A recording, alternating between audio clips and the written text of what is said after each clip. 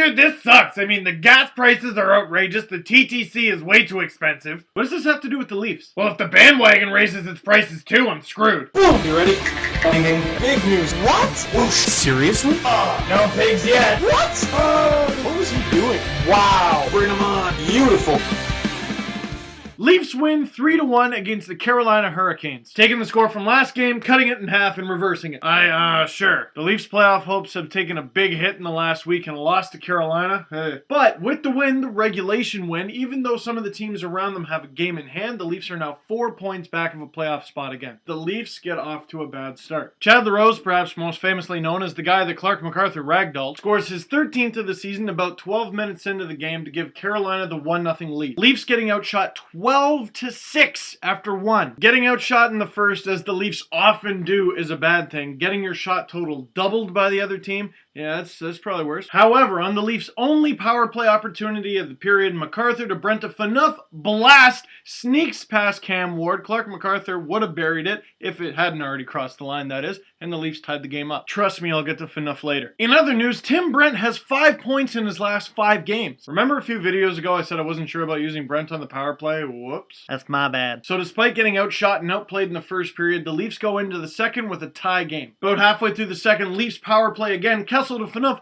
blast again, goal again. Leafs go up 2-1. Again, trust me, I will get to Phaneuf later. And here's the thing.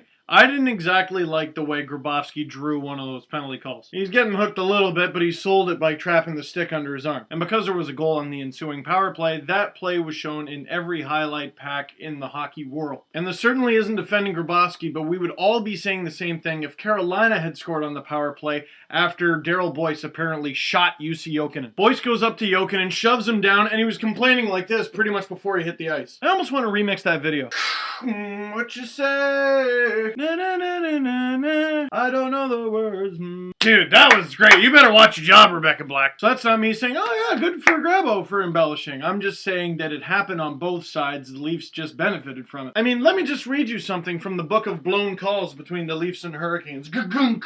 Chapter 1. Actually, you should ask Paul Maurice. A lot of you know which post-game interview I'm talking about. I'll post it in the underbar. Good for a laugh. But anyway, back to the goals. 12 seconds after Phaneuf puts the Leafs up 2-1, Daryl Boyce in the corner with the puck. Ah! What does Grape say? Just put it on the net. You never know what'll happen. Well, what happened is Tyler Bozak tipped in the insurance marker, and the Leafs are now up 3-1 12 seconds later. Dion Phaneuf getting the secondary assist for his first 3-point game as a Leaf. Now I talk about it. Now, before I give you these stats, I'm not trying to imply anything, because I know it's going to sound like I am. All I know is he had a 3-point night. I thought to myself, and I found a very interesting stat. In 13 games since the Thomas Caberlet trade, Dion Phaneuf has 11 points, 5 of them goals. He has more goals with Caberlet out of the lineup than with, which is a lot more. Now the Leafs power play. According to the stats I found on NHL.com, the Leafs had 37 power play goals in 239 power play attempts with Caberlet in the lineup this season. That's 15.48%, so basically 15.5%. Since the Caberlet trade,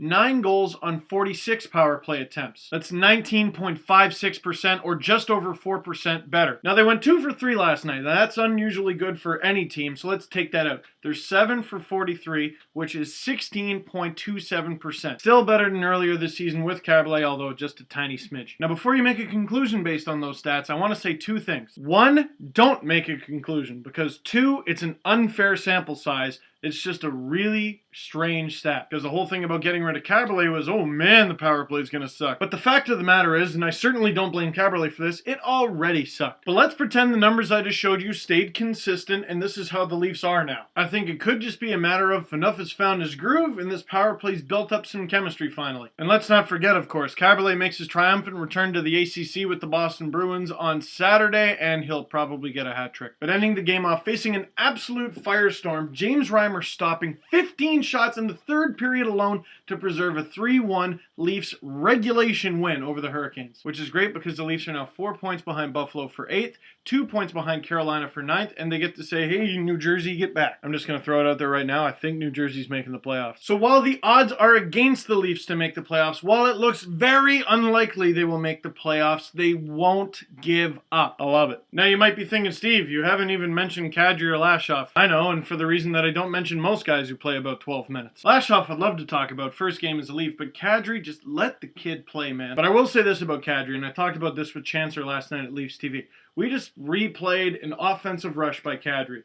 Good thing he did, simple play. Good thing he did, simple play. Got fancy, turned the puck over. Simple play to get the puck back. Now, I haven't seen as much of Nazem as I'd like to in the AHL, but I have seen some, and it looks like he's just simplified his game a little bit. And he is a special player in terms of skill set and creativity, but it's a matter of getting that out there without making mistakes. And I like what I see. Matt Lashoff had a pretty solid game, played just about 12 minutes, and I didn't really notice him out there that much, so good. And the non-James Reimer defensive play of the game, Dion Phaneuf blows a tire. Carl Gunnarsson is defending a 3-on-1 and cuts off the pass. Beautiful. I'll say it again, Carl Gunnarsson, very underrated player. But might as well end this one off right about now because the Leafs are about to take on the Florida Panthers in Florida to get 4 points in 2 nights, hopefully. Add me to LeafSpace.com. Check out the Leaf Space live chat tonight. Add me to Tumblr, Twitter, Facebook, all that stuff. Just win, please, please.